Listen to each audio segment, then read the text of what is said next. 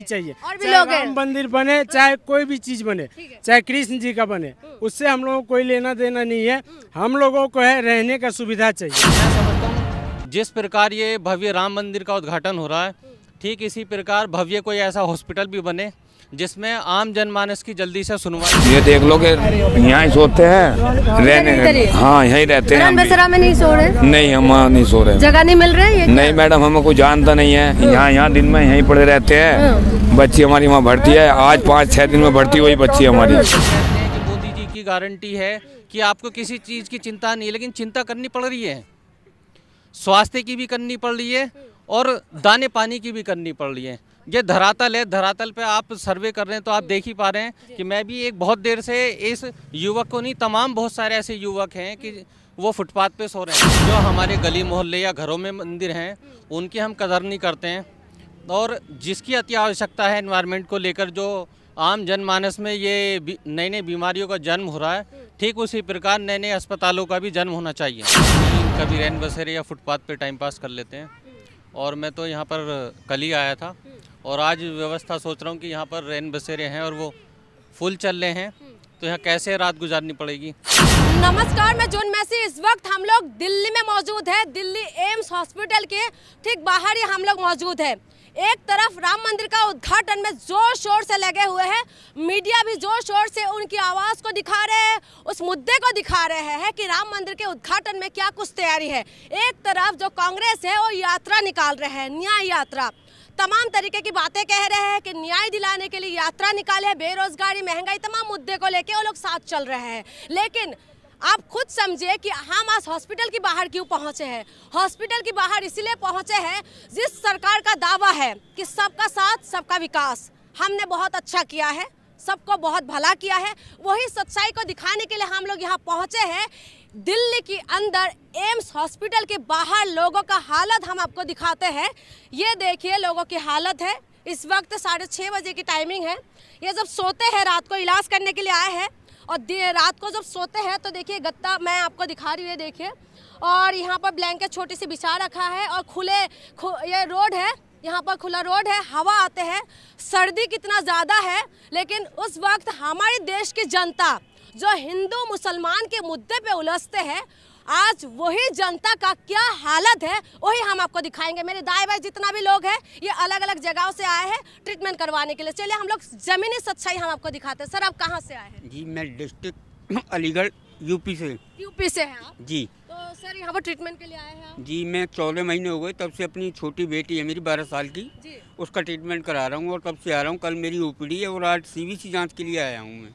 अच्छा, रात को कहाँ रुकते हैं? नहीं कोई जगह नहीं है, केवल ये बैग है और रात काटनी है, केवल कोई जगह नहीं। यानी कि ये बैग है और रात काटनी है? कहाँ काटेंगे रात? नहीं रात कहीं कोई भी आशियाना मिल जाए वहाँ खड़े होके या बैठ के रात काट देंगे। सोने की या बैठने की इतनी हैसियत नहीं है कि कहीं जाके मैं 400 या 300 रुपये का कमरा ले लूँ, समझे।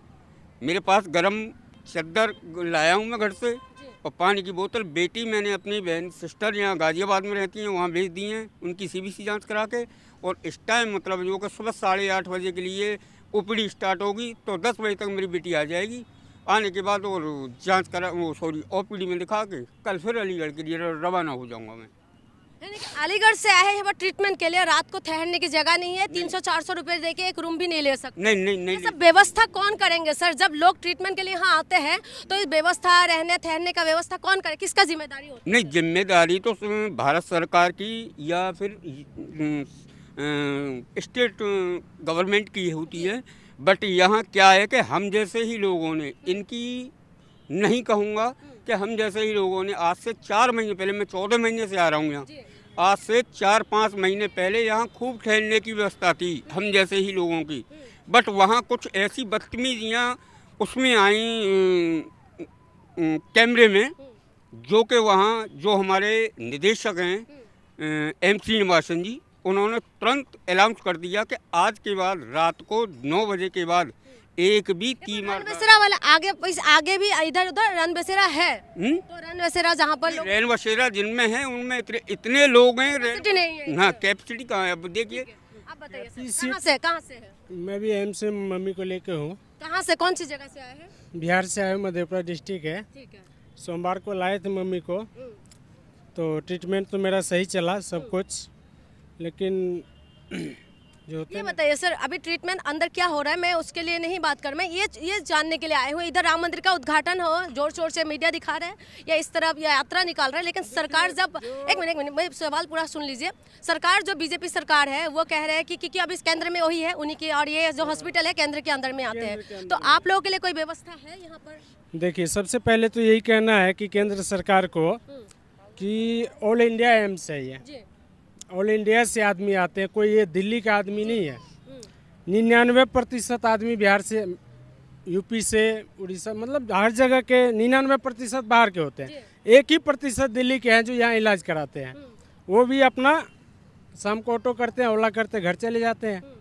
लेकिन जो बाहर से आए हैं उसके लिए तो कोई व्यवस्था नहीं है। लेकिन यही मीडिया में चलते हैं, अगर आप राम मंदिर पहुंचेंगे, राम मंदिर चलेंगे, राम मंदिर जाएंगे तो आपको हॉस्पिटल जाने की जरूरत नहीं पड़ती, इस तरीके के भी चलाते हैं। हॉस्पिटल की जरूरत है कि नहीं? मंदिर की भी जरूरत है, हॉस्पिटल की जरूरत है कि नहीं? देखिए, हम सीधी सी सवाल जानते हैं, मंदिर में भी है आस्था तो इसमें भी है आस्था। इसमें हॉस्पिटल चाहिए नहीं चाहिए तो मंदिर में इलाज हॉस्पिटल भी करवा लेते हैं।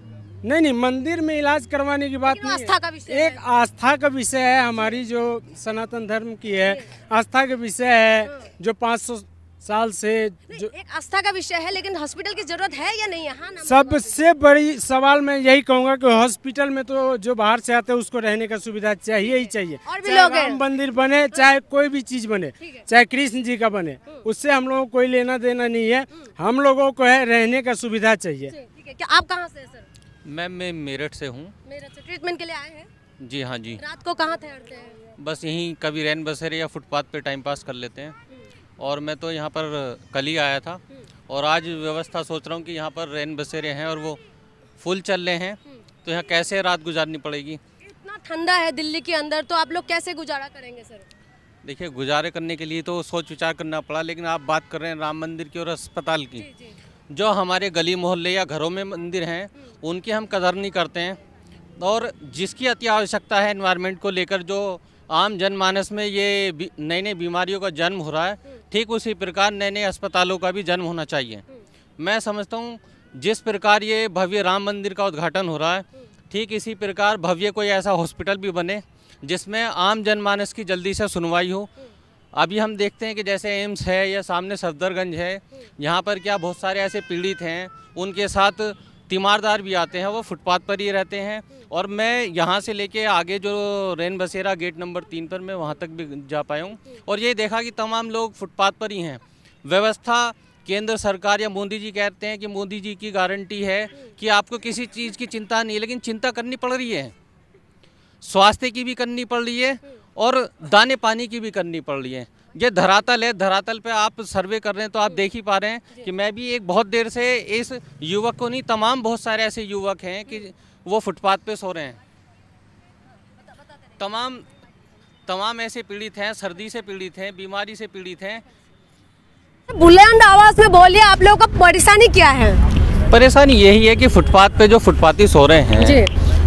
बहुत सारे असहाय भी हैं। मैं तो संपन्न हूँ कि भाई मैं होटल में रूम ले सकता हूँ, ठीक है, लेकिन जिस प्रकार ये देश का नागरिक है 5 रुपए का बिस्किट का पैकेट तो लेता ही होगा, टैक्स तो पेयर है ये भी, किसी ना किसी रूप में 5 रुपए के बजाय 50 पैसे देश को टैक्स जाता होगा, लेकिन उसी की टैक्स पेयर की कदर नहीं हो रही, तो बड़े दुर्भाग्य की बात है। और जो हमारे गली मोहल्ले में या घरों में मंदिर हैं उनकी कदर नहीं हो पाती। भव्य राम, हमारे जो मर्यादा पुरुषोत्तम राम है, वो तो यही कहते हैं कि पहले मर्यादा में हम रहें तो फिर हम मर्यादा का पालन करें, और मर्यादा पुरुषोत्तम राम जो है वो तो स्वयं ही उनका बखान करने की जरूरत है। राम के नाम पे वोट मांगते हैं, राम के नाम पे सब कुछ चल रहा है, राम राज्य आ गए कह रहे, लेकिन राम राज्य में ये दुर्दशा है। तो सर क्या मानते हैं 24 में जीतेंगे मोदी जी?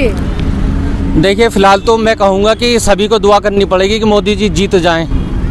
दुआ करनी पड़ेगी, क्यों? हाँ जी, क्योंकि जिस प्रकार हमारी देश की अर्थव्यवस्था है वो उन्हीं के हाथों में है। उनके जाने के बाद नई सरकार आएगी, न जाने वो किस प्रकार व्यवस्था को पकड़ेगी, और उसको सोचने समझने में भी समय लगेगा। लेकिन ये हालत कुछ भी हो जाए सर। मैम अभी तो देखिए जिस प्रकार मैं संपन्न हूँ, और मैं आपसे कह रहा हूँ कि मैं होटल में रूम लेके भी रह सकता हूँ। आप ले सकते हैं, लेकिन वो नहीं ले सकते ना। मैं उसी मुद्दे पे आ रहा हूँ। मालूम ये पता चला कि 2024 में जैसे नई सरकार आती है तो हो सकता है मेरा भी नया हाल हो कि इस भाई के बराबर में मेरा भी बिस्तर लगा हुआ आपको ये उम्मीद है अगर मोदी जी आएंगे तो आपका हालत सुधरेगा? मोदी जी 10 साल होने वाले लेकिन इनकी हालत नहीं सुधरे सर। बिल्कुल, देखिए मेरा कहने का तात्पर्य ये है, फिलहाल तो ना मैं विपक्षी हूँ ना पक्षी हूँ, जनता हो के बात जी मैं एक जनता हित वाली बात कर रहा हूँ। और वो बात मेरी ये है कि फिलहाल विपक्षी भी मोदी जी की दुआ कर रहे हैं कि मोदी जी आ जाए तो ज्यादा बेहतर है, क्योंकि अर्थव्यवस्था ऐसे ही थोड़ी सी चलती रहेगी। ठीक है, रुकिएगा। हाँ जी सर, कहाँ से है आप लोग? मैं फिरोजाबाद से हूँ। फिरोजाबाद से यहाँ ट्रीटमेंट के लिए आए हैं? क्या व्यवस्था वगैरह क्या है सर?